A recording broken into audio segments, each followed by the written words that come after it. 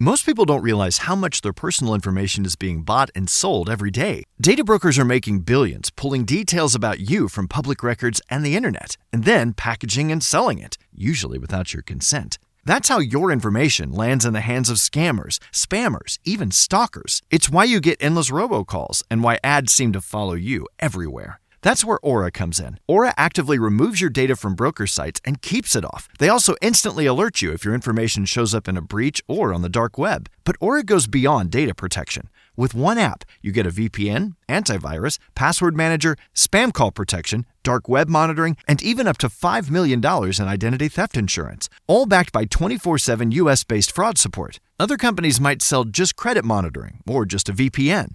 Aura gives you all of it, together, at the same price competitors charge for just one service. Start your free trial today at aura.com/remove. Protect yourself now at aura.com/remove. Good night. Welcome to another episode of the Wisco Fanatic Show, where we cover the Packers, Bucks, Brewers, and Badgers basketball and football teams from an optimistic and realistic perspective. Alrighty, welcome back to another Wisco Fanatics Thursday evening. We got back-to-back Thursday evening shows because we got some family stuff going on this early summer. Yes. So, back-to-back Thursday evening shows, and today we have 6 Milwaukee Brewer games to discuss. I do like that aspect of doing it on Thursday because then we get the entire series wrapped up. We don't have one more game from the previous series, and then we're talking about it a week later. So, I do like that aspect of it.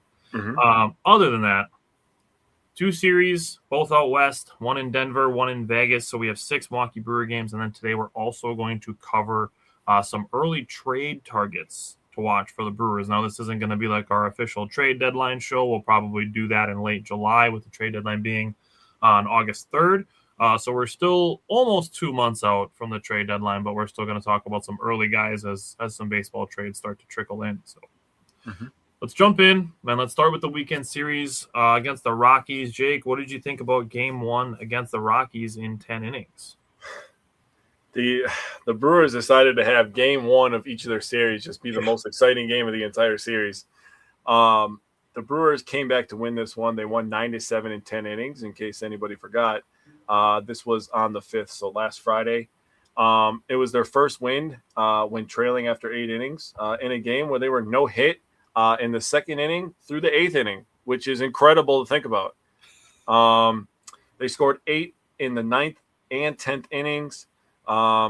We pick it up at the top of the second. Bowers leads off with a double. Mitchell grounds out to second base and moves Bowers to third. So productive at bat. You can't be mad about productive at bats.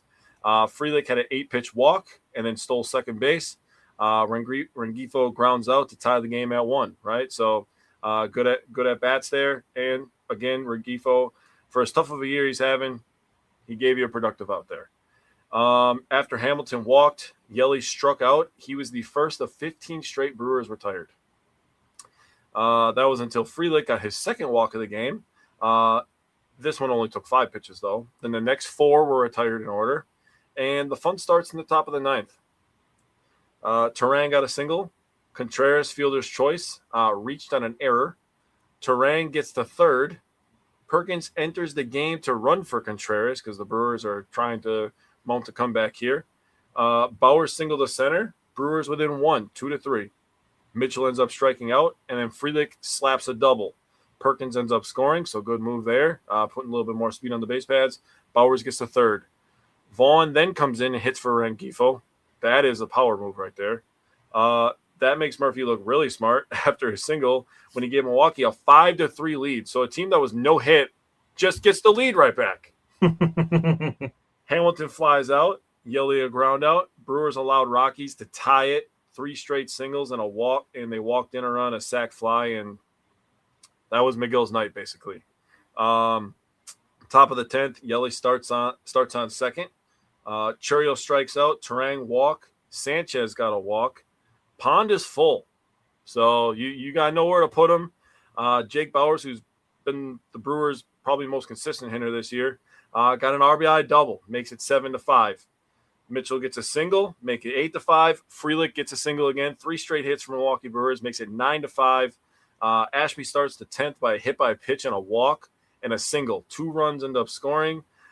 He then induces a double play and gets a strikeout to secure the W.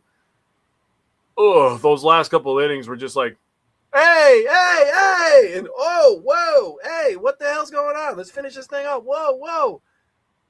Ashby and McGill have had tough weeks. If we're talking pretty seriously here, Ashby's kind of becoming human again. I'm sure he'll heat back up. Pitchers are human too, just like hitters. Yep. They're going to have their ups and downs. But he did end up securing the W. Also, on this day, Craig Yoho was called back up to the Milwaukee Brewers. He gave us 2 innings of 0 earned runs, 2 walks, and 3 Ks, so he looked good. Brandon Sproat, still giving up contact. Not all of it is hard, but he did give up 3 earned runs. But all in all, the Brewers got a win, so you can't complain too much, right? Yeah. Yeah, so I'm just going to start on Spro. He did allow a leadoff double and a stolen base to score, and then had an 0-2 to 3-2 walk in the first inning. He was overall doing a better job of getting ahead, but gave up an 0-2 single to allow his second run of the day. I think Sproat just needs a kind of a more reliable put-away pitch. I think he's really close to being like a legit piece of the rotation. In the third, he did get a quick out and then gave up a full count solo shot. That was his 3 runs that he gave up. Obviously we have the benefit of hindsight knowing how his start went last night, but I think he just needs a put away pitch or a pitch that he can just get outs with. Obviously, like guys use a lot of their stuff to use this pitch to play off of that pitch, and Craig Yoho is a perfect example. His changeup is absolutely disgusting. Mm-hmm. But he's got to be able to land his fastball for strikes. As soon as he does that, he is Devin Williams 2.0 with a potentially better changeup. And the way that the Brewers use Devin Williams is better than the way that anybody in New York can do it, both teams. So I don't feel like saying that is a bad thing, because Brewers Devin Williams was really good, obviously, except for one particularly moment. Aside from that, the Brewers version of Devin Williams is far superior to either New York version. Yeah. And Craig Yoho potentially has a better changeup, but he's got to lock down that fastball command. Yes. The one thing I will say as far as the Brewers pitching goes, it sucks to see Brian Fitzpatrick leaving a bunch of pain. It sounds like he has a UCL strain, and they're still deciding between rehab and Tommy John surgery. We'll see what happens with him. Hopefully he's okay. But yeah, it's a bummer to see a guy leave in pain like that. You never want to see that happen. So, as far as offense/defense goes, the Rockies closer did help the game with an error, but I do love that Sal was the one to break through to tie the game. And the Andrew Vaughn pinch hit chopper up the middle for the 2-run lead. There was an unfortunate miscommunication when McGill came in to pitch this game. This game could have ended in regulation, not that it's overtime, but it could have ended in 9 innings. But 2 singles to start the 9th inning, and loaded the bases with that miscommunication at first base. Jake Bauer should be the guy covering there, and like Jake said, with the bases loaded double that he had, he did make up for the error in that situation. It doesn't get charged as an error because there was no error committed. It's just a miscommunication. Like, you can't charge an error when there's no official play made or anything like that. So made up for it. Brewers score a bunch of runs in the 10th, and they win. They allow a couple, but scored enough to still get the win. So that's the most important thing. And, nobody, like Jake said with Ashby, nobody's perfect. So guys are going to give up runs here and there. Keep that in mind when we get to last night. Nobody's perfect. For Ashby to give up a couple runs, better for it to happen in a win than a loss. And that's really all I have to say about it. Nobody's going to give up 0 runs every single time. Going into game 2, the Brewers only gave up 1 run, so that's great. I love that before this game that Kurt Hogg was tweeting that Bryce Terang was hitting balls into the 3rd deck at Coors Field. and Bryce Terang in his first at-bat hits a monster home run. And I'm like, I texted Jake right away. I'm like, Hogg was tweeting that Terang was hitting into the 3rd deck during batting practice. So he's feeling real good. Yeah. Didn't expect it to be so good that he'd hit a 2nd home run. But love that Terang was able to have a 2-run day. His power is really showing through. Love that. So the Brewers, Bryce Terang, David Hamilton, William Contreras, Bryce Terang again, and then Jake Bowers, who also drew a career-high 4 walks, all hit home runs for the Brewers in the game. the Brewers had 16 hard hits as a team, only allowed 4 to Colorado. Ooh. Jacob Mizorowski threw 27 pitches to get through the first 3 innings. That's a big yikes for Colorado. Gave up an infield single that came off of his leg, but grounded to a double play of the next batter. For Jacob Mizorowski to be able to get consistent outs, not just by the strikeout, that's scary. Scary hours for everybody else. Because obviously Jacob Mizorowski wants to strike people out because he's really good at it. But the fact that he can rely on some of his other pitches besides his fastball to help him get outs, that's what I want to see from Brandon Sproat for him to get to the next step. I'm not saying Sproat's going to be the next Mizorowski once he figures out whatever that secondary pitch is, but that's what I'm getting at. Like, yes, he's going to be the next legit piece of the rotation once he figures that out. Obviously, Mizorowski can do things that Sproat can't, like throw 103. So, there's that. But yes, Sproat can still throw 97, 98. So, again, I'm not comparing the two, but just saying, like, that's where the next step goes. yes. We have talked briefly about his cutter.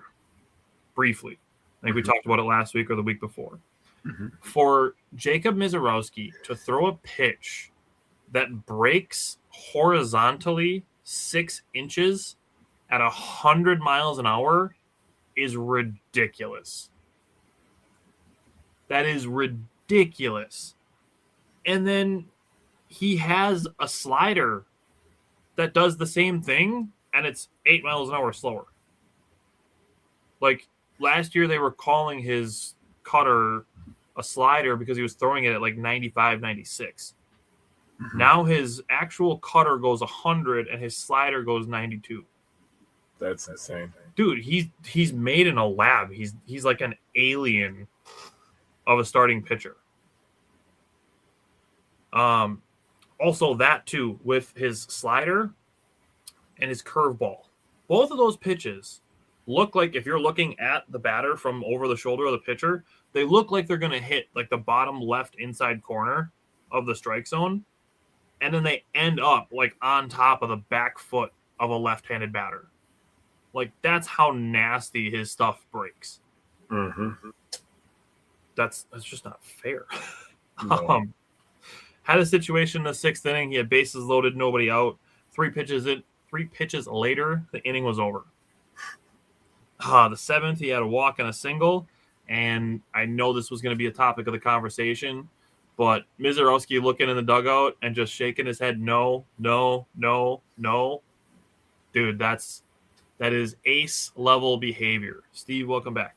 For him to be doing that, for him to be like, no, he's earning ace-level leash in 2.25 months through the season. Like, he was a rookie last year, and now he is one of the best pitchers in baseball, ace-level pitcher, and he's earned that leash a week into June.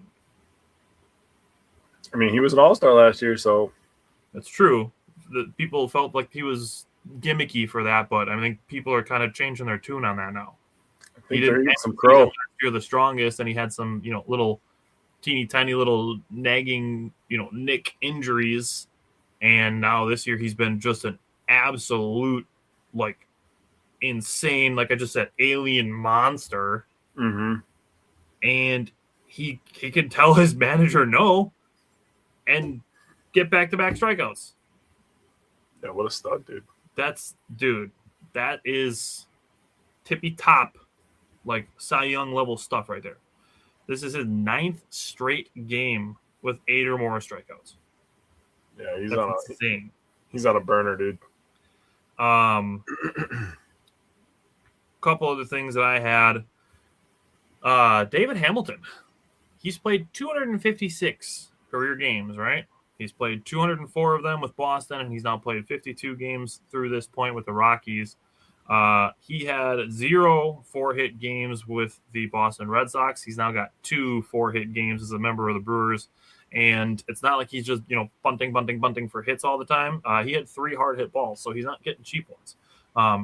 Obviously, I mentioned him when I talked about the home runs.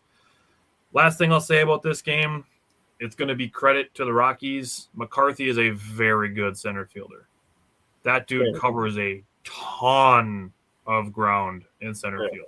He took a lot of hits away from the Brewers in a series where they scored 28 runs in 3 games. Yeah. That guy took a lot of hits away. So he's good, but the Brewers were better. They won 7-1. Jake, what did you take away from Game 2? Yeah, I wrote down Brewers smash 5 home runs, get 2 from Terang. Miz on the mound makes for a relaxing Saturday night. Terang in the top of the first hit a solo homer, 444 feet. Hamilton hit his 3rd home run of the year in the top of the second to center field, 426 feet. I wrote down Red Sox, LOL. This guy has a 4-hit game. The Brewers are using him to his strengths, and he's hitting for power now. That's so funny. Yeah. Contreras in the top of the 7th added on with a solo home run, 434 feet. Terang hit his 2nd of the day to left field, 367 feet. So Apple Taco for him. And Jake Bauers to left field, his 11th of the year, 378 feet. He also had 4 walks, like you mentioned. The Brewers also got 2 runs from Bauers and Perkins in the 7th off a fielding error by the first baseman. So that was the offense for the Brewers. And on top of them hitting all the home runs, they were 0 for 6 in runners in scoring position. So a potential to have an even bigger day, if not for just hitting solo home runs. Imagine if these were all 2-run home runs. This game would have been absolutely uncalled for. But Miz was unreal, obviously, in the month of May. June 6th was no exception. He was really good. You did a great breakdown of it. He set his own record again by hitting 103.7 miles per hour on a fastball. So he now owns the fastest fastball again. So congratulations to him again. He lowered his season ERA to 1.50. He owns 12 of the fastest pitches thrown by a starter. So again, this guy is an alien freak monster, like you said. And what I called the moment when he said no to Pat Murphy. First of all, Pat Murphy is he's tremendous, dude. I could talk about Pat Murphy all goddamn day. He is so good. He's just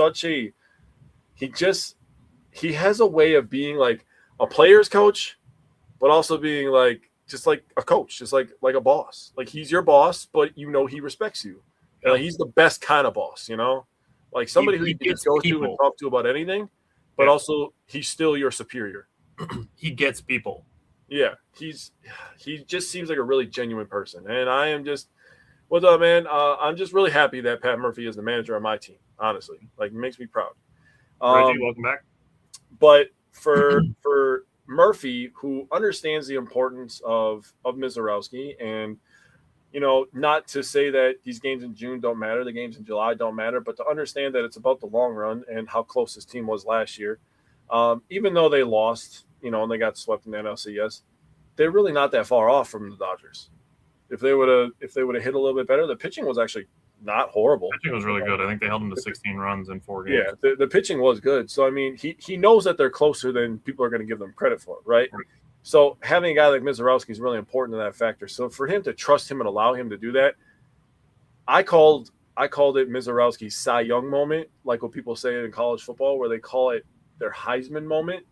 This could be the moment where people look back and be like, yeah, this is where people will be like, oh, he's shaking off the 2-time manager of the year, by the way. That's not just Pat Murphy. That's the 2-time reigning manager of the year.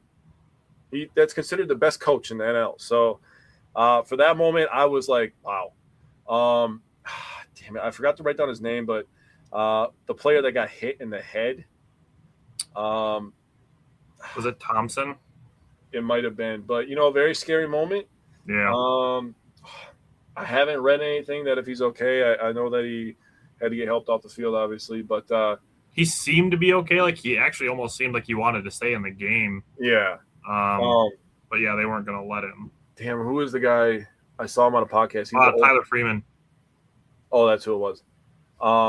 There was a pitcher that pitched for the Braves in the 90s. It wasn't Tom Glavine. It was another guy, the different one. Maddox. Say it again. Maddox. Yeah. He was on a podcast and he was talking, and I actually agreed with his point. He was like, yes, it's scary for the batter, but for a pitcher, you have to believe that it's the batter's responsibility to move out of the way of a pitch. And also, it's important that you stay in and get outs. Because if you come out after that, your whole psyche is going to be messed up. True. And I was like, I'm just going to trust the guy that's a Hall of Fame pitcher over some dudes on the internet who are like, oh, my God, Mr. Rowski. I'm like, just a bunch of trolls. So, Mr. Rowski's fine. He's a dog. The Brewers won. They won the series on this day. They're 39-23 after this, and it's just like, hey, dude, we're going for our fourth sweep ever of the Rockies in Denver, Colorado. Yeah. And, yeah, they did it. They did. 12-4. Shane Drone on the mound, 6 1/3, 5 hits, 3 earned runs, a walk, and 4 Ks. The Brewers' pitching depth really showed off on Sunday, man. It did, bro. It's insane. Joan is a guy that you predict to be a starter when you trade for him. That's when we heard about him. He has been really, really solid bulk inning guy for the Brewers this year. He did make a start earlier in the year versus Boston, his former team. That one was kind of rough, and then they kind of they were like, all right, we're gonna work with you, and we also want you to work in the game, but we're gonna shorten your leash a little bit. And then they were just like, all right, we're gonna let the leash go. It's like one of those dog leashes where with the button. They let go of the button, and they were letting leash go, right? That's the way that I'm thinking about it. I like it. And he gave up 2 runs in the first, 14 pitches. He had a 12-pitch second, 2 groundouts and a strikeout. He had 16-pitch third, so he had 42 pitches after 3 innings and gave up 2 earned runs. Hadn't given up 2 runs any runs in the second or third, so clean innings. 13 pitches in the fourth. 10 of 11 retired at that point. Since the first inning, and he gave up a double to start the fifth, got a ground out, a sac fly, and a ground out, 10-pitch inning. So he showed bounce back ability, which you love. 11-pitch, 6th inning, no hits. He got a fly out, ground out. So he's at 63 pitches. And you're like, this guy's just fucking mowing people down. This guy's like our 12th starter, dude. I don't know what starter he is, but he's somewhere in the double digits. I texted you. I was like, you let him go to the 7th inning, bro? You're like, nah, man, just take what you get. And I'm like, I agree with that. I was actually asking your opinion. I had no opinion on the matter of fact. If he went out, cool. If he didn't go out, I was like, cool too. Like, I'm cool with whatever. And I agreed with you. And then all of a sudden, the 7th inning starts, and Shane Drone's going out there. I'm like, well, fuck me. Yeah, that's what I was like. Oh, well, I guess that's all right. He got a ground out. Then an infield single, and then Murphy was like, all right, we're good. We saw enough. Patrick enters the game, strikes out the first batter, ground out for a clean 7th, gave up 1 hit and got a double play for a clean 8th. And then Yoho gave a strikeout, a homer, a flyout, and a strikeout to end it. So great all-around game for the Milwaukee Brewers. They got RBIs from a ton of people: Sanchez, Rengifo, Contreras, Turang, Vaughn, Ortiz, and Mitchell. Those are a lot of the names that you wouldn't expect. Sanchez finally hit a home run. He's off the schneid. His first home run since April 14th. My God, that was nice to see. Gary, you have to pump up that trade value, buddy. You know what I'm saying? Like, you got to start hitting a little bit of bombs. But he seems like the kind of guy where, like, he's going to hit, like, 5 or 6 in like a 2.5 week stretch, and then he'll go another month without a home run, and then he'll hit 5 more. Yeah, he just seems like he's that kind of guy. So 3 RBIs from Gary and a home run, like I said, number 6 on the year. So that was lovely to see. Yeah. So looking at the 12-4 win, it's really funny to see the Brewers win 12-4 because between the sun and some questionable fielding, the Brewers actually gave the Rockies a 2-0 head start. Thankfully, they were able to come back. Luis Rengifo had his hardest hit as a Brewer, had a 109.2. I'm really looking at this as like his last opportunity to get it going. Like, if he doesn't have like a 10-game stretch where he's batting like 350, like, Cooper Pratt's taking his job. It's really just a matter of time. Yeah. And that clock is ticking, and it's ticking fast. It sure is. But he did do well this game. Jackson Chourio started 3 for 3 on 3 pitches, had a single and 2 doubles. hit one down the left field line, one off the right field wall, had an opposite field single as well. Top of the sixth, the Brewers were down 3-1. They hit for the cycle. Four batters to hit for the cycle. And then 2 walks, a bunt single, a 1-out single, and turned a 2-run deficit into a 4-run lead, and then a 5-run lead on a ground out. Like, just that's got to just be demoralizing. Granted, it's the Rockies, so I'm sure they're used to losing, but damn. Yeah. Brewers tacked on 3 more in the 9th, and then had 10 total extra base hits for the game. That was a season high. Gary Mitchell had 3 of them. He had 2 doubles and a triple for his first career 3-hit game. Andrew Vaughn had 3 hits. Gary Sanchez had 2 extra base hits. Christian Yelich and Jake Bauers got the entire day off, so that's good to get those guys a day off. Shane Drowan, and I just put it in my notes, like, bro, Shane Drowan's giving us length now too. Like, imagine DL Hall coming back from his elbow injury. I don't remember if it's an elbow injury, if it was shoulder. It's an arm injury. Whatever. Imagine DL Hall coming back from his injury in July and then just casually pitching like a 6-inning start, like a spot start. They're like, yeah, Brewers are going to use DL Hall as an opener, and then he gives you like 6 innings. Like, for Drowan to just come in and pitch into the 7th inning, it's like, dude, this guy was pitching out of the bullpen for like 2 or 3 innings at a time. Like, the one game after, the Brewers were getting almost no hit by the Pirates a couple months ago, it's like Drowan gave us 4 innings in that game. And so it's like, okay, that was super clutch. That was very helpful. Just dropped 6 1/3 in Colorado, of all places, after a 2-0, like, kind of weird start to the game. For him to give up 3 earned runs that easily could have been 1 if those couple weird things don't happen in the first inning. Yeah. I will say, over the series, Craig Yoho pitched twice. He looked really good. He pitched 3 innings, had 5 strikeouts, only gave up 1 hit, 1 earned run. It was a solo homer. This was the Brewers' first sweep in Colorado in 12 years. Their 40 wins in 63 games is the fastest in franchise history. It took them 67 games in 2014 and 2018, obviously playoff years. So for the Brewers to hit 40 wins. I mean, look at the series. The Brewers won 6 out of 9 challenges, and they struck out 24 batters. So not bad. Yeah. Now we go to the A series, and like Jake said, the first game of both series went into extra innings, and I have 733 things written down from this game. For the Brewers to win 15-14 in 12 innings.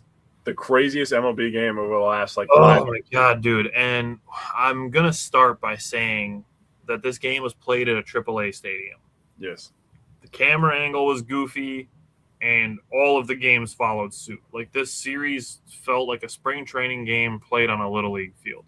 Yes. And there's going to be things like, just to pay close attention to the way that the ballpark is set up, right? So I'm going to look at the offense first. Brewers manufactured a run. Their first run, Bryce Durang crushed a homer in the top of the 3rd, 443 feet. Andrew Vaughn also in the top of the 3rd. He hit a home run. Andrew Vaughn had a double off the top of the wall. That would have been a home run in 5 ballparks. Jake Bauers hit one over the batter's eye in dead center.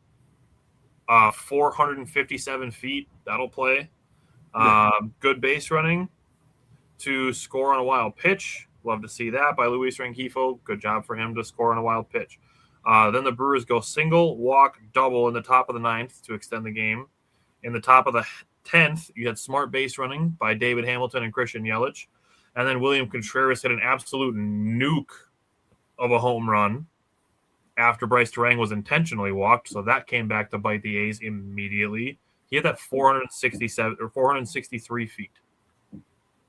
And from that point, I'm looking at it. I'm like, if you're in extra innings and Christian Yelich is the guy who is starting at second base, you're going to lose. So he stole second base, beat the throw at home. I mean, the base running is absolutely a factor. It's twice in the last week and a half that Christian Yelich's base running has helped win an extra innings game. True. Home runs. Pay attention. Pay attention. Pay attention. 30 out of 30 ballparks, 30 out of 30 ballparks, 25 out of 30 ballparks, 30 out of 30, 30 out of 30, 20 out of 30, 30 out of 30, 30 out of 30, 30 out of 30, 30 out of 30, 0 out of 30. The last home run that the A's hit would not have been a home run in any major league ballpark. Dude, I don't mean to interject, but when I saw that thing get hit, I was like, oh, it's a fly ball. No. Carries over. Didn't have a great shot to try to rob it, but dude, for that to be the thing that, like, I think that was that a game tying home run. Yep, in the bottom of the 10th, I think. Yeah. So for that to be the game tying home run, like, dude, really? Yeah. Like, just add to the stupid, wacky ballpark aspect of this. No. And I do have to give credit if we're looking at the top of the 9th inning. The Brewers still had some guys on base. Shout out to Shea Langoliers, like, for him to challenge that pitch and get a walk overturned into a strikeout, like, props. That was a crazy pitch. It was like touching like the least amount that a baseball could be touching the strike zone while still touching the strike zone. Yeah. Might have just been a lucky guess, but I mean, shout out to Langoliers for catching that. I will say I think he is probably one of the more underrated players in baseball. Yep, he's pretty good. And then Nick Kurtz is just a monster.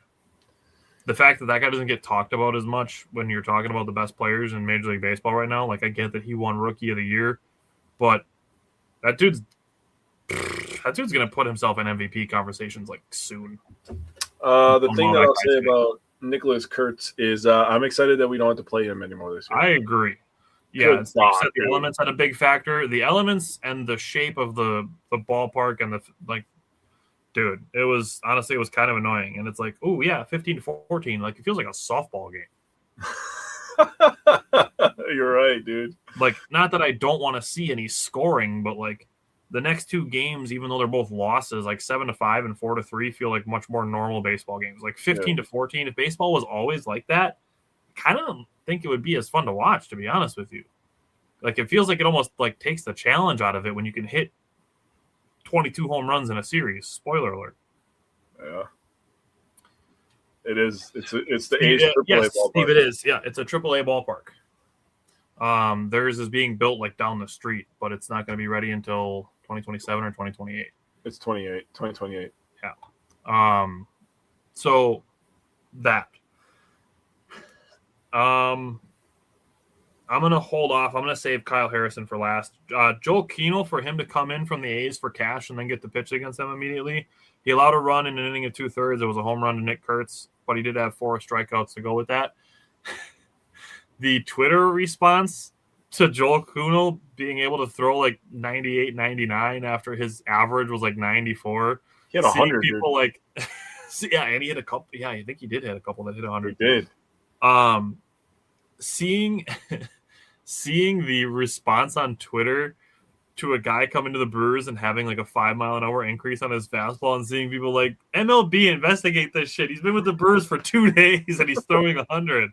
It's hilarious. I love seeing that. It's super funny. Abner Uribe pitched a perfect 11th. Chad Patrick did a good job in the bottom of the 12th. He struck out Langoliers, and then I love that they pinch hit Jeff McNeil in that situation, and Jeff McNeil was also struck out.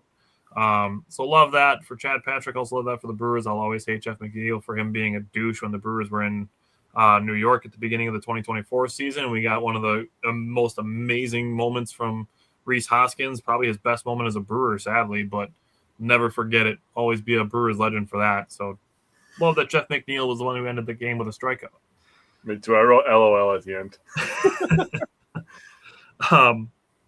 Kyle Harrison and Aaron Ashby are the last two things that I want to talk about from this marathon of a baseball game that took me like 4 hours to watch. Kyle Harrison, he allowed a leadoff home run, first pitch to Shea Langoliers. Like I said, one of the most underrated players in baseball. The giving up a pair of doubles to the 8 and 9 hitters is a little bit less excusable. Bottom of the third, he had a bases loaded, no out, had multiple bouncy balls, is what I call them. Mm-hmm. For them to be hit off the ground and then just bounce straight up in the air. The second of which I think should have been a play made by Joey Ortiz, ended up being ruled as a hit, even though it bounced directly below his glove. I get that Joey is trying to field the ball and make a play at first base or potentially, at second base, wherever. I think it could have been a double play, but like, bro, they teach you from like Little League on to put your body in front of the ball. Like if you kick the ball in front of you, it still saves a run and you still might be able to get at least one out in that situation. Right. Versus the ball bouncing under your glove because you're trying to scoop it as you're running. Like it wasn't a super hard hit ball, and I get that the field is bouncy, but I feel like that's a play that Joey Ortiz could have made. The unfortunate thing is that was followed by a 3-run home run. Then Harrison had a walk that got overturned into a strikeout. Good challenge by Contreras. There was like 733 challenges in this game. Most not a great day for the umpire.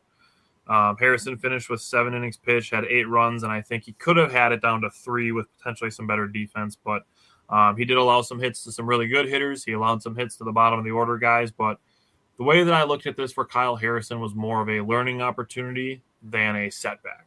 Like, I'm not like, oh, my God, Kyle Harrison got figured out. Like, that's not how I feel about it at all. I feel like it's more of a learning opportunity for him. So, be very interesting to see his next start, but I'm not worried about him. And then Ashby, he was really close. He was so close to having this game wrapped up. He had 2 strikes, 2 strikes away from a 14-10 win. Langoliers singled. He was 1 strike away versus Nick Kurtz on a 1-2 pitch. He hit a 2-2 homer, and then allowed a 3-1 home run to tie the game. That's the one that was a home run in 0 out of 30 ballparks in Major League Baseball. So Ashby had it close. He just couldn't put it away, and it is what it is. But in a super, super long game, what did you take away from it? Yeah, so first I'm going to start with something I saw about the Brewers and Kunal. So this guy's name is Straight A's.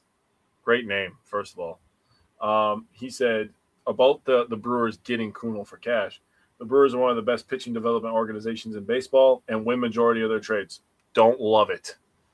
And then he quote tweeted his own tweet and said, and now he throws 100 miles per hour. It took them 3 goddamn days.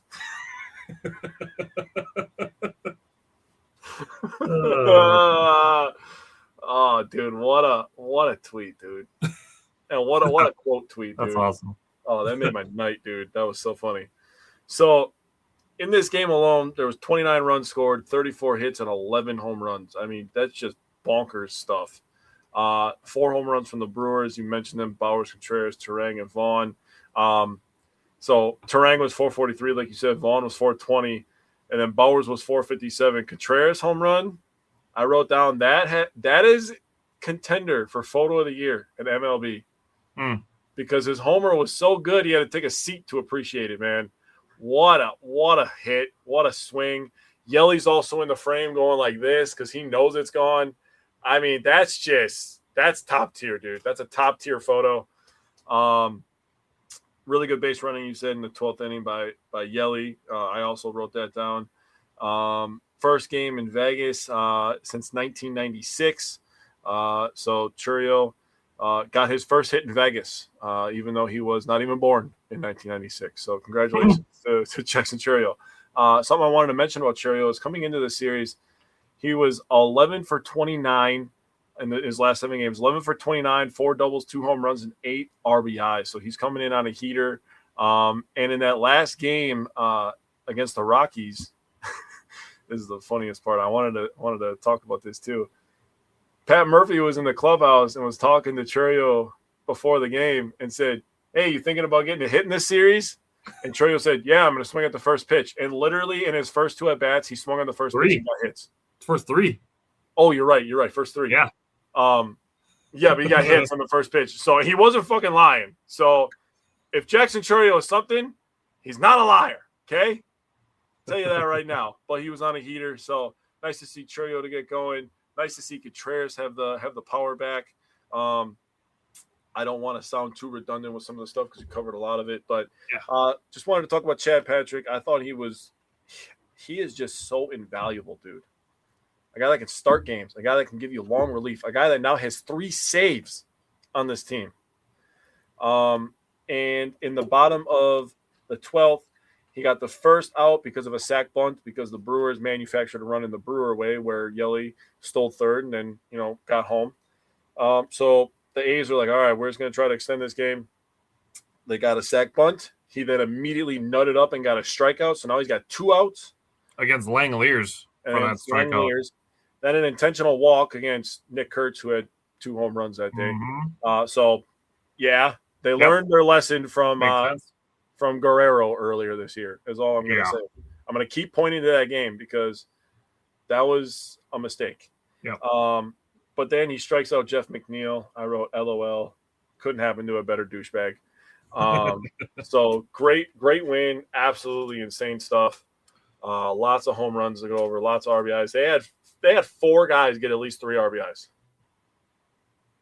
Bowers, Contreras, Terang, and Vaughn. Vaughn had 4 RBIs.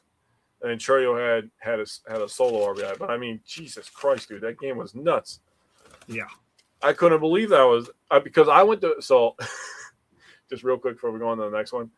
I went to bed. Most people don't realize how much their personal information is being bought and sold every day. Data brokers are making billions, pulling details about you from public records and the internet, and then packaging and selling it, usually without your consent. That's how your information lands in the hands of scammers, spammers, even stalkers. It's why you get endless robocalls and why ads seem to follow you everywhere. That's where Aura comes in. Aura actively removes your data from broker sites and keeps it off. They also instantly alert you if your information shows up in a breach or on the dark web. But Aura goes beyond data protection. With one app, you get a VPN, antivirus, password manager, spam call protection, dark web monitoring, and even up to $5 million in identity theft insurance. All backed by 24/7 US-based fraud support. Other companies might sell just credit monitoring or just a VPN.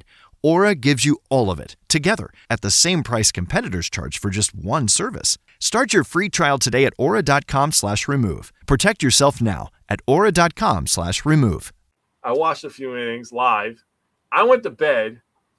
I was rolling around. I ended up, because I was thinking about the game before I went to bed. I ended up throwing my remote because I was like, you do not turn this TV back on. You got to go to work tomorrow. Got to be a responsible adult. Threw the remote across the room, so I did not get up. I saw the time. It was like 1:15 in the morning, and the game was still on. And I went like this with my phone, and I'm like, what the fuck? So then I flipped my phone open, and I watched the last couple outs of the game with one eye closed because I was so tired. And I was like, oh, hell yeah, dude, we won. And then I checked the box score the next morning when I had to get up for work, actually. And I'm like, I missed all of the good stuff. Dude, I went to bed and fully planning on getting up. I got it up an hour early before work, and I'm like, okay, I'll put it on, and I can use the skip 10 seconds button in between pitches because that's like the perfect amount of time to skip between pitches. And I actually ended up waking up even a little bit earlier, so I had an hour and a half to watch this game, and I'm like, okay, yeah, I can get through a 2.5-hour baseball game in an hour and a half. Yeah. I wake up the next morning, and I'm like, 15-14 in 12 innings? And I watch it for an hour and a half, and then I had to get ready to go to work. And I'm like, I'm only in the 8th inning, and it's 7-5. I'm like, there's still like 11 more runs that need to be scored in this game yet. So I'm like, damn, I'm only like 2/3 of the way through the game, and it's the top of the 8th. Yeah, dude, it was nuts. So, yeah, that first game was bonkers. Second game, a lot less to say about that one. I mean, if you look at the offense, Churio started the scoring off right away. 2 batters in, the Brewers were up 2-0. Love that. Yep. Sal had a nice RBI single after a Garrett Mitchell opposite field double. That was super close to being foul, so nice job by Garrett Mitchell. And then just some good heads-up base running kept the Brewers in the game. But Robert Gosser, he got by Nick Kurtz. Did allow another 3 home runs, which was unfortunate, but he did manage to rack up some nice amount of strikeouts, not just against the bottom of the lineup guys, but he did have 7 total strikeouts, but allowed 6 runs total in the Little League ballpark, and that's really just how I felt about Game 2. It's like we're playing in a Little League ballpark. It's really hard to take a lot of this stuff super seriously with the runs that these guys are giving up, with the way that just every fly ball felt like it could be a home run, which I'm sure is the way that Cubs fans feel all the time. So, I mean, it's weird. It doesn't feel like normal. Well, I mean, the Bears are moving, so maybe the Cubs could try to move. Yeah, I mean, maybe they should move their fences in so that all the home runs, or all the balls that they think are home runs because they're just regular fly balls, will actually be home runs. I don't know. I mean, their pitching staff is already horrible, so what's the difference? That's true. Yeah, they need the help. All right. Okay. Yeah. What did you take away from game 2? I really didn't have much. I mean, the offense was okay, but I mean, yeah, just feeling like the little league ballpark thing, it was annoying.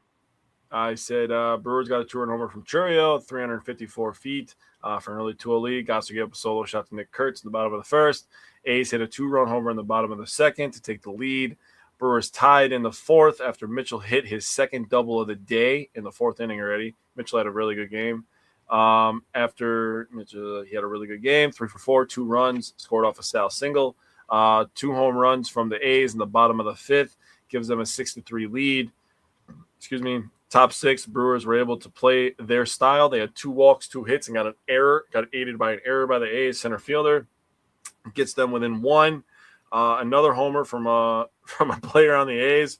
I'm sick and tired of writing down home runs on player from the goddamn A's. Makes it 7-5.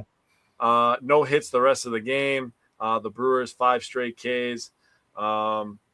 First 2 of the 8th inning. 7 of the last 9 players to get an at bat for the Brewers were struck out. So Brewers were clearly swinging for the fences towards the end of this game. Las Vegas hit 5. I'm going to call them Las Vegas because they were playing in Las Vegas in this series. They hit 5 home runs in this game. The Brewers hit 1. Obviously, it was from Churio, but lost this one 5-7. Damn. All right. Game 3 last night. What did you take away from last night's game? Yeah, I thought Brandon Sproul was much better. I thought also, if you get a chance, go look at his response after the game on how the game went. I thought that was pretty mature. Yeah, McKelvey shared it. Was it McKelvey? McKelvey and Todd Rosiak, I think, both had interviews with him. But yeah, one of them said exactly what you said, where it was like a very mature answer, and I was like, yeah, maybe this is this is a good thing. The tools are there for Sproul. I don't know how many times I say it, but the tools are there. 100%. But 6 innings of 1 earned run baseball in a ballpark where a plethora of home runs have been hit to this point. Yep. Yeah. Las Vegas still hit 3 of them in this game. Brewers hit 2 of them in this game. In the series, Las Vegas hit 15 goddamn home runs, and the Brewers hit 7. 7 is still insane, but it's nothing compared to 15. Yeah. Patrick had a rough outing. I know I was just praising him, and you're going to get God every once in a while. Thank you to my boy Marshawn for giving me that line to use for eternity. Sometimes you get got. Patrick faced 3 batters, threw 8 pitches. He gave up a home run, a double, and a first pitch home run, and the A's had the lead. Brewers had a 3-0 lead, and it was just gone in 8 pitches. That's baseball sometimes, man. That's sports in general sometimes. Sometimes a basketball team goes on an 8-0 run, and you're just like, what the hell happened? And it creates a snowball effect. Yep. Sometimes in football, you get a full start, and it gives the other team momentum, and all of a sudden they run off a couple touchdowns in a row. That's just sports. Momentum is a big thing in sports. Yeah, that's true. And Ashby, nice bounce back outing for him. Nice bounce back outing for McGill. Both of those things will not go unnoticed by myself or Tyler. It will not go unnoticed on this show. I'll tell you that right now. Mm-hmm. Those are 100%. Building good habits is something that Giannis has talked about for years, and it has made me completely watch sports differently. Yeah. I'm going to tell you that right now. The Brewers had a hit. What did I write down? Bottom of the 8th. Oh, I wrote Brewers had a chance in the bottom of the 8th. Frelick got a single. Rengifo got an infield single. They had 2 on and 1 out. Contreras pinch hit for Ortiz for a chance to take the lead, and he grounded into a double play. And that was the moment where I was like, momentum is a big thing, and we did not take advantage of it. And sometimes you get the hit, sometimes you don't. The Brewers end up losing the series. They won the first game in exciting fashion. The Brewers still have 41 wins in the season, 41-25 now. So I'm not going to cry myself to sleep because they lost a couple baseball games in Las Vegas. So what I wrote down is that this game's a bummer, and I do think that Pat Murphy overmanaged this game a little bit. But we also have the benefit of hindsight. So we know obviously what happens, where we're going with this. So that said, I think this is maybe the second time I felt this way this season, where I felt Murphy overmanaged the game a little bit. The Brewers have lost 25 games. This is the second time I'm bringing this up. So I'm looking at this as not like here's where he maybe could have pushed a different button. Not like Pat Murphy cost us this game. That's not the way that I'm trying to go about this. I'm not trying to throw shade at Pat Murphy at all. I'm literally just going to lay some facts and just say here's where I think he could have pushed a different button. That's literally all I'm doing. I'm not dogging Murphy at all. Pat Murphy's fantastic, and I don't even blame him for some of the decisions that he made. I do think he could have made a couple different decisions. But again, he's the manager. I'm not. He's also won manager of the year twice in a row. I'm a dude in my basement. So that all said, looking at the different buttons I think he could have pushed, starting with Brandon Sproat. Now, facts only. He's given up at least 3 runs in his last 5 starts. And his longest appearance in that stretch is 5 1/3 innings. So, last night, Brandon Sproat gives you 6 innings of 1-run ball. The button you could push there, do you push it to keep Brandon Sproat in the game? Do you let him go out for the 7th? To be fair, the way that Shane Drowan did in Colorado, do you push that button? Or, being Pat Murphy, and you have to know, as Pat Murphy, that just last week, before his start in Colorado, after his start in Houston, Pat Murphy was saying that they need Brandon Sproat to be better. That they need him to pitch longer into games. They need to get him ahead in counts more. That he needs to go deeper into games. He needs to pitch from ahead. He needs to play better. He's done both of those things for you in this game. So do you say, thank you, Brandon. You've done what I've asked you to, and now we're going to turn it over to our rested bullpen? Or do you push it? We have the benefit of hindsight knowing that the way that Jake highlighted it, that Chad Patrick got burned. He had given up 1 earned run in his last 10 appearances. And 2 of those appearances, he pitched 4 innings. Some spot starts. Now, the only thing, this is where I'm like, okay, this is where Murphy could have done something different. He put in Chad Patrick versus a lefty, a righty, and a lefty. Now, they pinch hit Lawrence Butler. So it was lefty, righty, and then there was a scheduled righty. But they put in a lefty. I think with starting off with a left-handed hitter, I think you could have gone with Aaron Ashby for the 7th, then Abner Uribe for the 8th, and then McGill for the 9th. That's maybe the only thing I think you could tweak. And again, I'm not opposed to the way that he handled it, and I have the benefit of hindsight. But those are the different buttons that I think he could have pushed. Offensively, this is the second game where I just feel like Murphy kind of tried to empty the bench a little bit too much too quickly. I don't remember exactly which game that it was, but there was a game. I don't remember what team it was against, but Murphy pinch hit Churio. Churio got a hit, and then he tried to pinch hit 2 more times, and both of the guys got out. And that was the only other game where I was like, Murphy kind of pushed his luck a little bit. Because I said the way that I described it was he won his bet, and then he lost his winnings on the next 2. Yeah, he was playing roulette. I get what you're saying now. Okay. So with this, it just felt almost felt like a little league coach on the last game of the season trying to get everybody some playing time. Okay. So that's kind of how I just felt about the offense. So, I like I said, I think maybe overmanaged a little bit, but again, looking at the choices that he had at the time, who's going to tell you not to pinch hit William Contreras for Joey Ortiz? Who's going to complain about that? Yeah, right. Obviously, with the benefit of hindsight, you know that he grounds into a double play. But you don't know that he's going to do that. He hit a 3-run bomb that was super clutch earlier this series. True. So that 3-run bomb was part of 22 home runs that happened in this series. That ties the second most in Major League Baseball history. And the finale of this series was 4-3. And there were still 22 home runs hit in this series. But Game 3, the Brewers were only 1 for 10. With runners in scoring position. That's where you got to be better. There's an opportunity. I'm not expecting the Brewers to bat 300 with runners in scoring position, but just one more hit with a guy in scoring position could have been the one that put the Brewers ahead or tied them for this game. So with that, is there anything else you want to say about these games before we go into what's next and then talk some trade guys? No, I want to mention something about what's next, if you don't mind. So we get Mizorowski on the mound tomorrow versus Philly. We miss Mizorowski versus Sanchez by 2 days. That really fucking sucks. That But awesome. we get Kyle Anderson, and we get a pissed off Kyle Anderson playing on his home field where he's been a lot better. Kyle Anderson versus Sanchez will be the Sunday pitching matchup. I think you mean Kyle Harrison. Sorry. I was like, what? Yeah, it'll be Kyle Harrison versus Sanchez. So on Sunday, don't expect a lot of runs. Yeah. It's gonna be a good game. Don't expect a lot of runs for the Phillies tomorrow night because Miz is on the mound, but hopefully get a nice series win here versus Philadelphia. Build some confidence again. Got some home cooking. So yeah, that's just what I wanted to say. Yeah, so we're only going to have 4 Brewer games next week. Brewers were off today. Then they have Friday through Sunday through the Phillies. Then they have Monday off. And then we'll have Tuesday's game against the Guardians. That'll be the first of 3-game series with the Guardians. So we're only going to have 4 games next week. But next week, we're also doing Milwaukee Bucks transactions.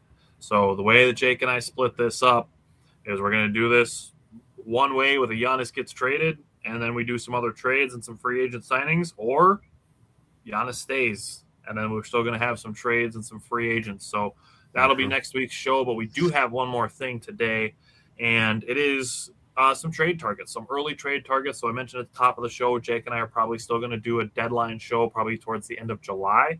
But we're looking at some early trade deadline targets, and we're going to look at 2 of them who could be to watch near the deadline, and then 1 target for a Brewer or for a player the Brewers could trade for right now. The other thing that I wanted to do before we jump into this subject of trades is to revisit the Caleb Durbin trade. And I got to say, looking at the first handful of comments, the people that follow our show know ball. I just got to say. Dan Johnson said, I love this for Harrison alone. His high strikeout, lefty fly ball guy. The lab will polish him up, and he'll absolutely shove. He's a great fit for our rotation. Durbin is a firecracker. Like I mentioned, the Peralta thread, Jet will make the team and do well. Christopher Testrudi said, we have a loaded infield farm system. Sell on Durbin while his value is high. Locking up controllable pitchers is key. Love the move. Johnny Kroll said, I usually agree with Wisco or argue with Wisco fanatics, but this is a good trade. I love Durbin, but almost 600 at bats. He's a good utility player. Monasterio is a utility player. Harrison looks like a perfect Brewer fit. Hamilton is Monasterio, and Drowan has a heavy fastball and a nasty slider. Good trade. I mean, it's interesting. A lot of people were pretty on board with it. One guy asked, Monasterio and Ziegler are included in this trade as well, or are we just getting rid of all of our infield depth? Yeah, I got to say, our people did well. Steve, who was watching earlier, said, I'm kind of surprised about trading Durbin, but if the pitchers are good, then it's probably worth it. So, Steve, if you're still watching, good on you. Michael said, this is stupid. He was literally one of the only players who can hit in the playoffs last year. To get rid of him, I have no faith in Ortiz offensively. I understand not having faith in Ortiz, but, that is what it is. Yeah, it's interesting. Definitely some whining, like always, but is what it is. Seeing people complaining about the Brewers trading for pitching is hilarious. It's super funny. People seeing sad to see Durbin go like that. I understand. That's more reasonable. Yeah.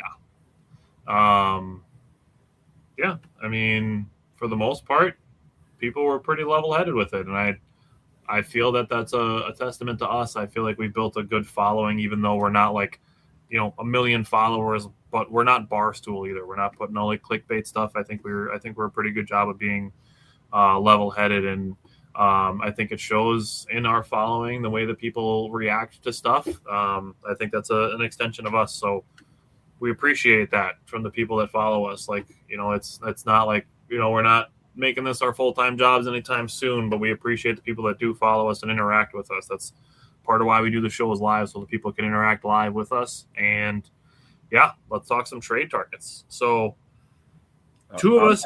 I'm going to comment on something real quick. Go for it. I'm just going to say the tortoise won the race. All I'm going to say, take that for what you will. Okay. The tortoise won the race. That's all I got. I am just going to also tell you, I have 2 trade targets for now and 2 for later because I cheated and I couldn't decide. I feel like I already know where you're going to go with this, and I feel like it's going to be 2 guys that I have on my list. So you want me to rip one?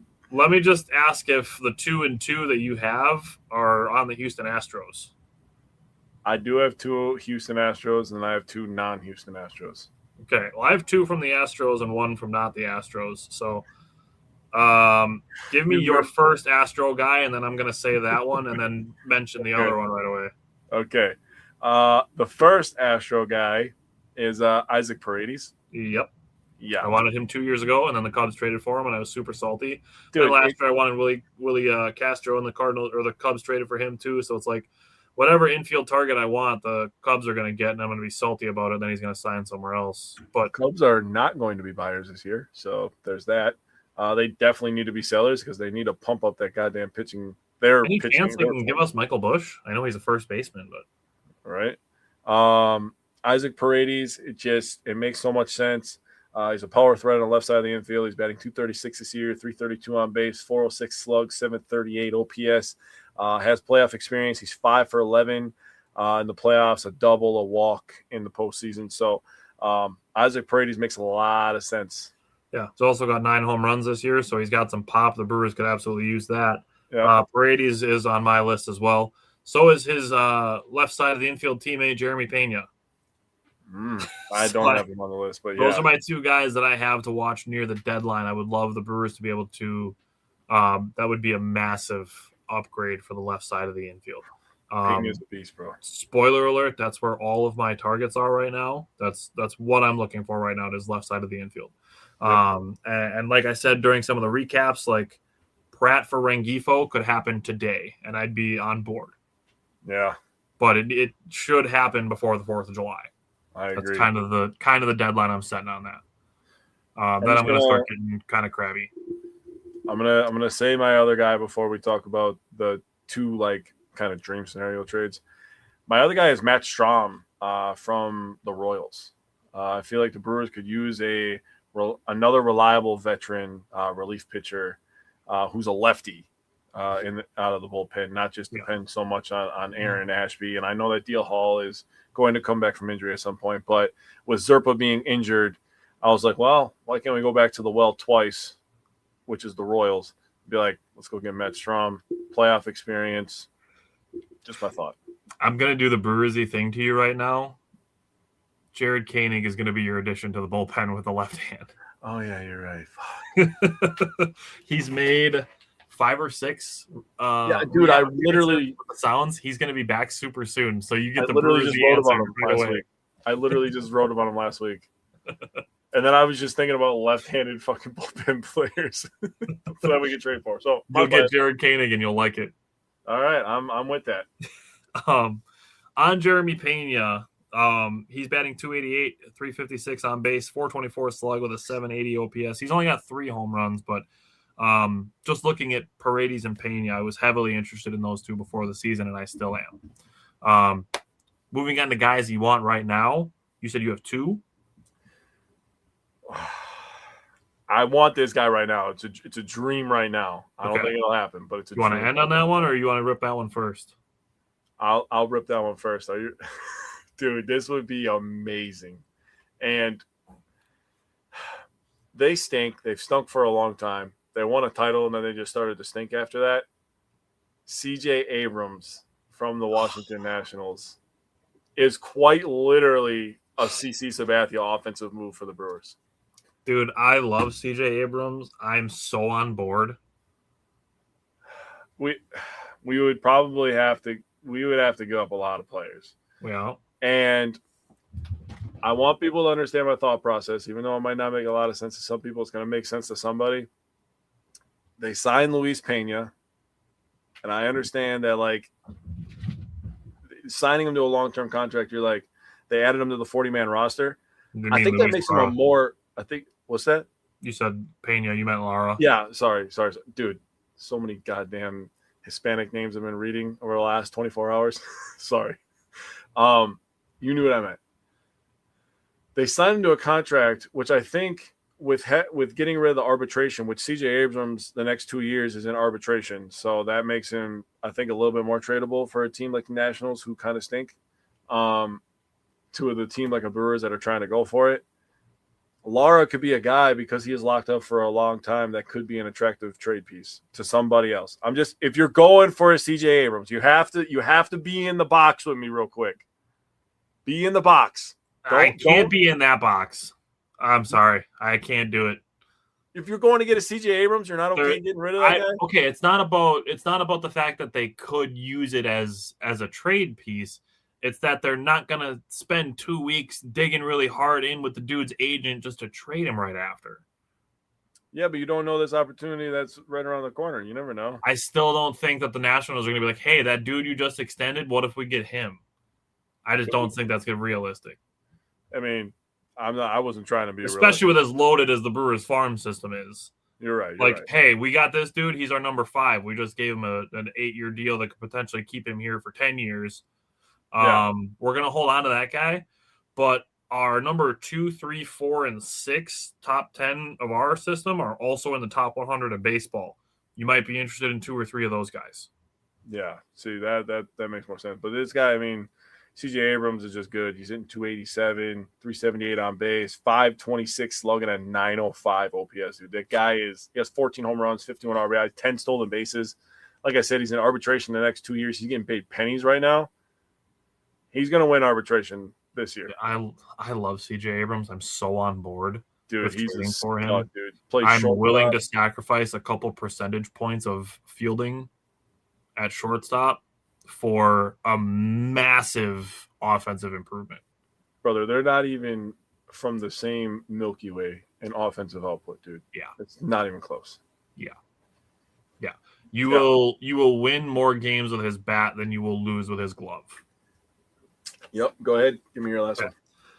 My last one, this is what I think is the super realistic option, and these numbers go through Tuesday, and it's Nick Madrigal from the Los Angeles Angels.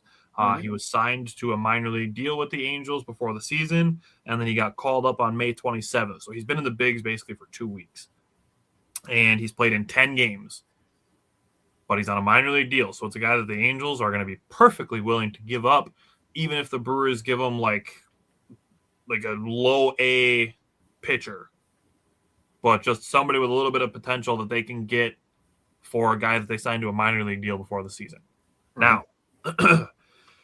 called up May 27th. He's played 10 games. He's batting .346 with a .452 on base, a .385 slug, and an .837 OPS. And I understand small sample size. Totally get that. But if you look at career numbers, looking at him and Rengifo,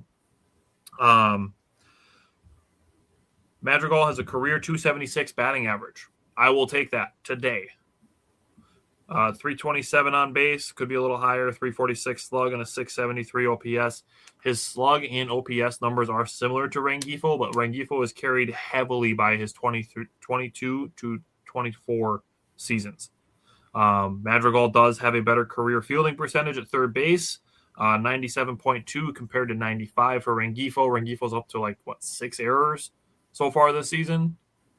And Madrigal is a sure glover over at third base. So Nick Madrigal, I feel like, is a guy who you could trade for. Like I said, you could throw the Angels a low A pitcher and be like, here, we got this guy who's got some potential, and you bring in Madrigal. And if it doesn't work out, you can DFA him in a month and not lose any sleep over it.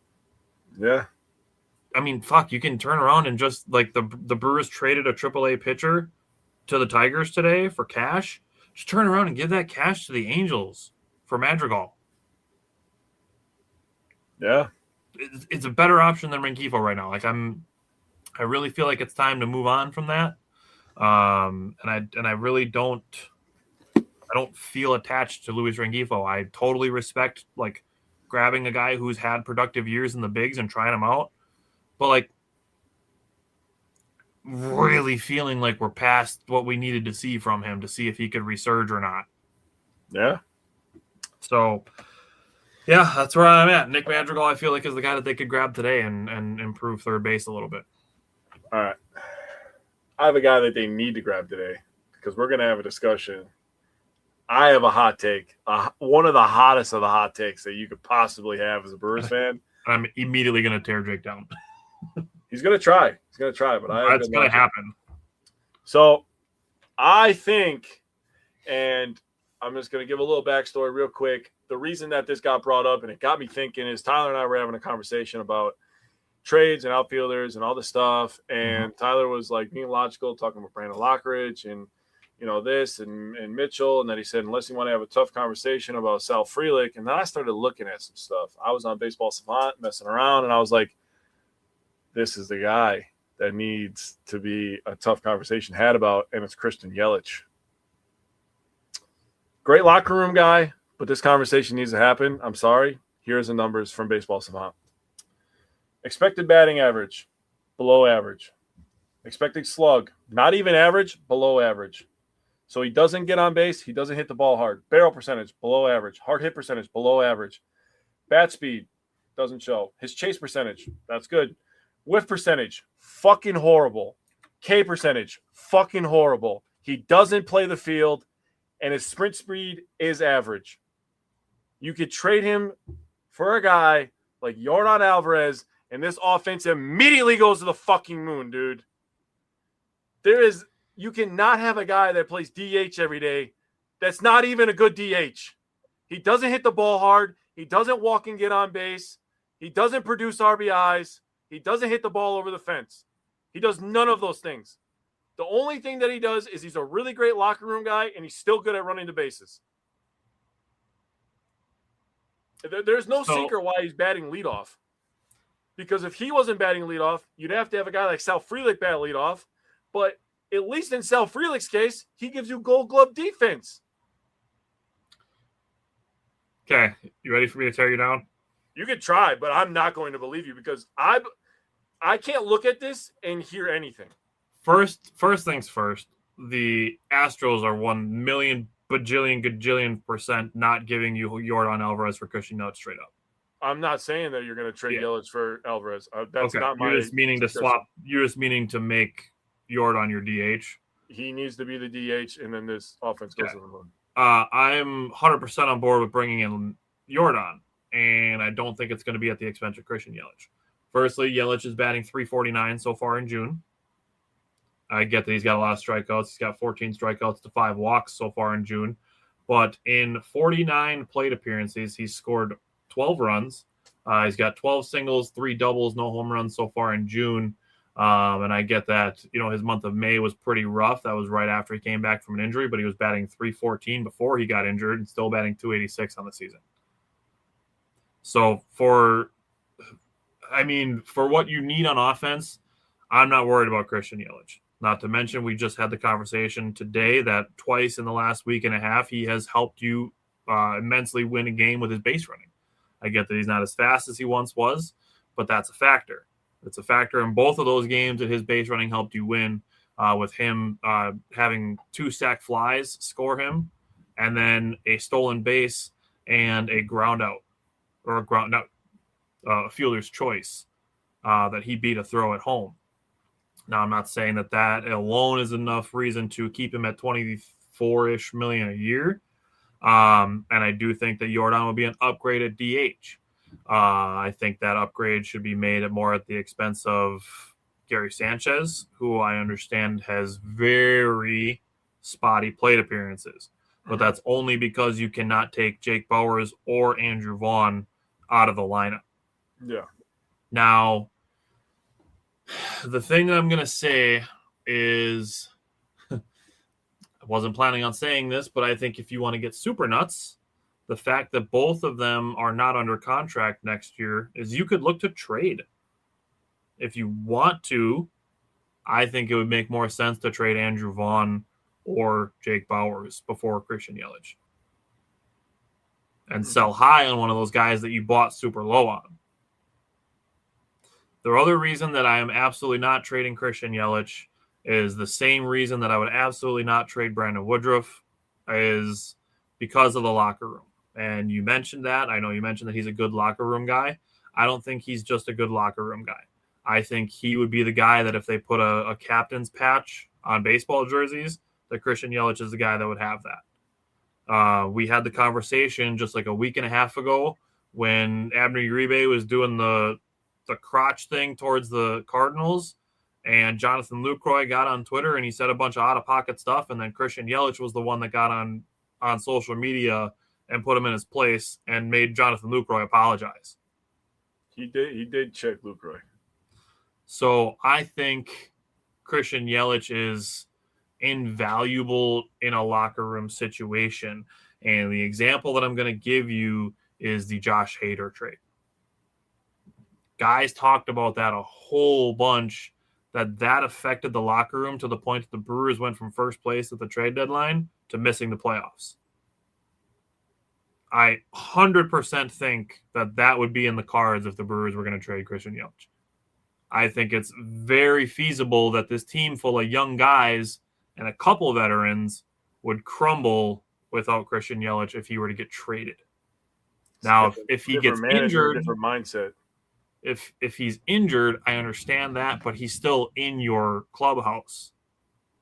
But I don't want to know what trading Christian Yelich would do to Jackson Chourio, Garrett Mitchell, and Sal Frelick, or to Jacob Mizorowski and Kyle Harrison, how that would affect the futures of William Contreras and Bryce Terang. Those guys are guys that you could potentially be looking to lock up pretty quick here. And you look at the deals that the Brewers have done with Cooper Pratt and Luis Lara, and you're like, whoa, they're getting some guys really, really, really cheap. And you're looking at a potential salary cap and floor after 2027. And you're like, okay, if the Brewers are going to have a couple guys only making $4 or $5 million a year, what are they going to do with all their money? You back 2 Brinks trucks up to Jacob Mizorowski's house. You back another one up to Terang's house, and you back another one up to Contreras' house. And you say, okay, we have these horses, and then we have a bunch of fast mini horses. I mean, Mata will have to be paid at some point, too. Chourio. Yeah, Chourio's, I mean, we got Chourio. Chourio's out there yet, but yeah. Still something to keep in mind because his contract's looking like a fucking steal right now, dude. 6 home runs already. Yep, 100%. Garrett Mitchell's injury history will allow you to keep him around cheap.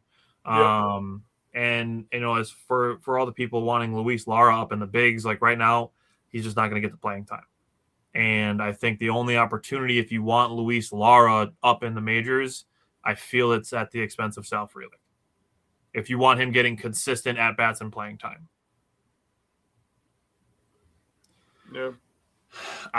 Like I said, looking at potentially trading Christian Yelich, and I think of the Josh Hader trade, and I think of the way that the players talked about it after that season. And the thing is that Yelich is in the clubhouse. He's in the dugout. It's not, and Josh Hader was a bullpen guy.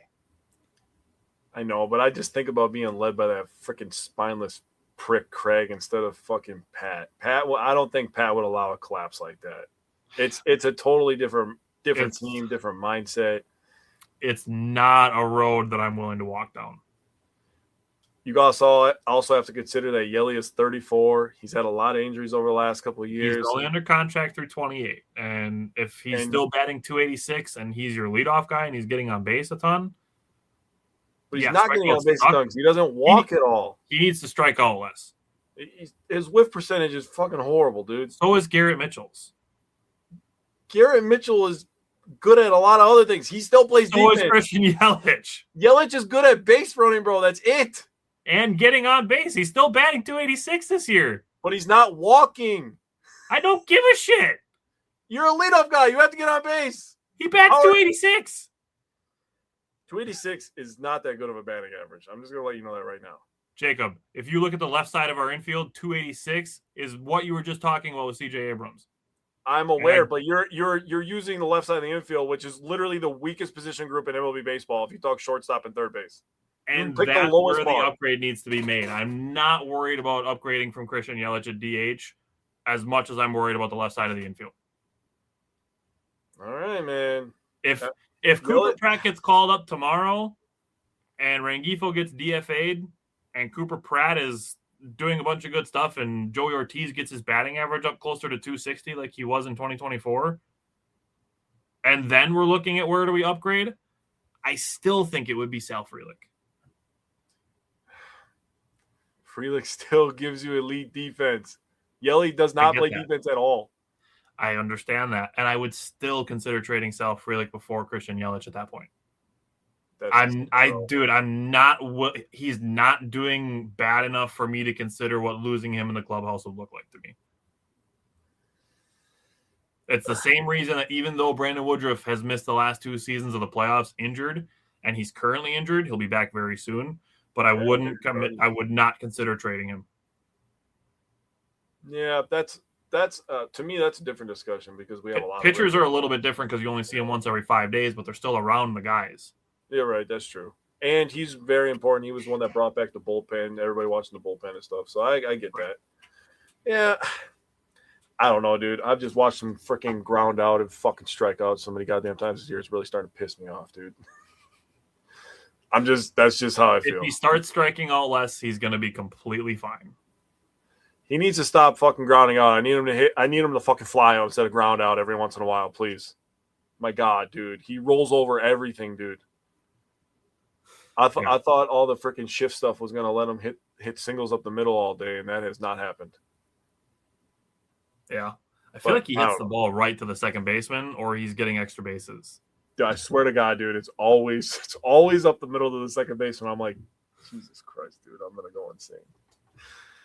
Anyways, we'll see. We still got like a month and a half before we're going to have the trade deadline conversation. So this is I'm looking at this as kind of like a part 1, like a precursor to the actual trade deadline. So yeah, maybe Yelly has freaking 13 home runs by the time we do the next part, and then I look like an idiot. It is what it is. We'll see.